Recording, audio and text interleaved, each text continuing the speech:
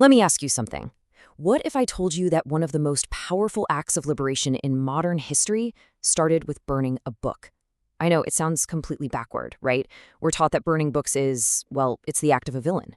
But what happened in 1920s India was something else entirely. This wasn't about destroying knowledge. Nope, it was about destroying a toxic idea, an idea of inequality that had crushed millions of people for centuries. And to really get it, we've got to look at the man and the book, right at the heart of that fire. And this is from the man himself, Dr. B.R. Ambedkar. And it's really the key to everything. He says, "We are not burning a book. We are burning the injustice it represents." He just frames it so perfectly. The target wasn't the paper and ink, it was the poison written on the pages. So what was this injustice he was talking about? Well, to get to the bottom of that, we have to understand the text that basically wrote it into law. Say, this is super important to understand. The fight here, it wasn't against a king or an empire. The real enemy was an idea, an ancient, deeply rooted ideology that had its hooks in the entire society.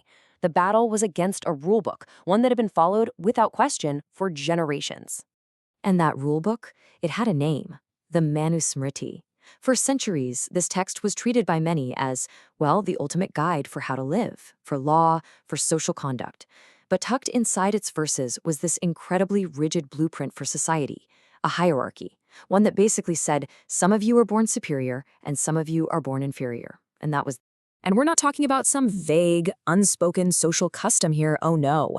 The Manusmruti was brutally specific. It laid it all out. Deny education to the lower castes. Dish out way harsher punishments for them if they step out of line. And here's the kicker. It justified the entire system as being ordered by the gods.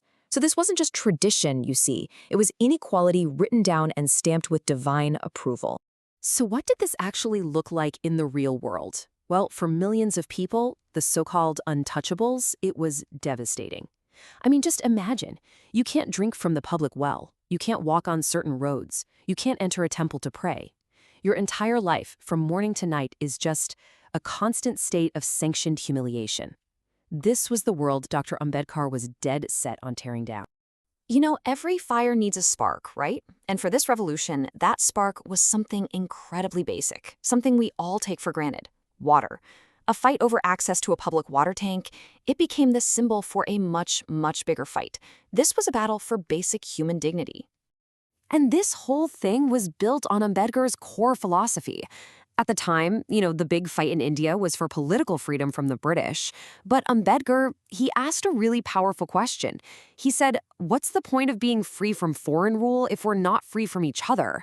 I mean, think about it. What good is a free nation if its own people are busy oppressing one another? He saw that social freedom was just as, if not more, important. So he put that philosophy into action. In 1927, he led something called the Mahad Satyagraha. He and his followers marched right up to the Chavdar tank, this public water source that was strictly off limits to them. And then they drank from it. Just a simple act, right? Drinking water. But it was an act of incredible defiance. It sent absolute shockwaves through the system. And here's why that act was so powerful. Ambedkar didn't frame this as a political squabble. He framed it as a fundamental human right. He said, look, water is a natural resource. To deny it to someone simply because of who their parents were, that's not just unfair, it's a crime against humanity, period. Well, as you can probably guess, the backlash was immediate, and it was fierce. And what did the opponents use to justify their outrage? The Manusmruti. They pointed right back to that ancient text. And that's when Ambedkar had this critical realization. To fix the problem, you couldn't just treat the symptoms. You had to go after the source code of the oppression itself. The stage was now set for the main event. December 25th, 1927. Mark that date. It would go down in history as a pivotal moment in India's fight for social justice, a day that's still remembered as Manusmruti Dahan Din, or the day the Manusmruti was burned. Now picture this. This wasn't some chaotic, angry mob.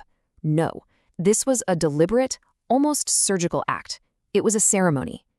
First, thousands of people gathered. Then they read the most hateful, discriminatory passages from the Manusmruti out loud for everyone to hear.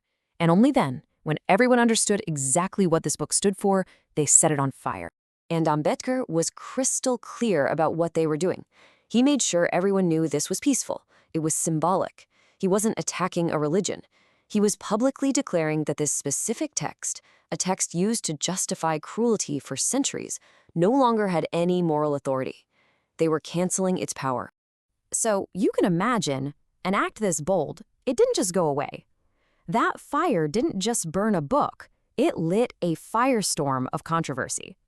It created some really powerful enemies, for sure, but it also forged some absolutely essential alliances. The reaction was, well, it was explosive. On one side, you had people calling Ambedkar anti-Hindu, hitting him with legal challenges, even sending death threats. But on the other side, a wave of support rose up. Activists, students, progressive social reformers, they all rallied behind him because they got it. They understood what this was really about. Navigating that kind of pressure, that takes a whole other level of courage. So how on earth did he pull this off against such intense opposition?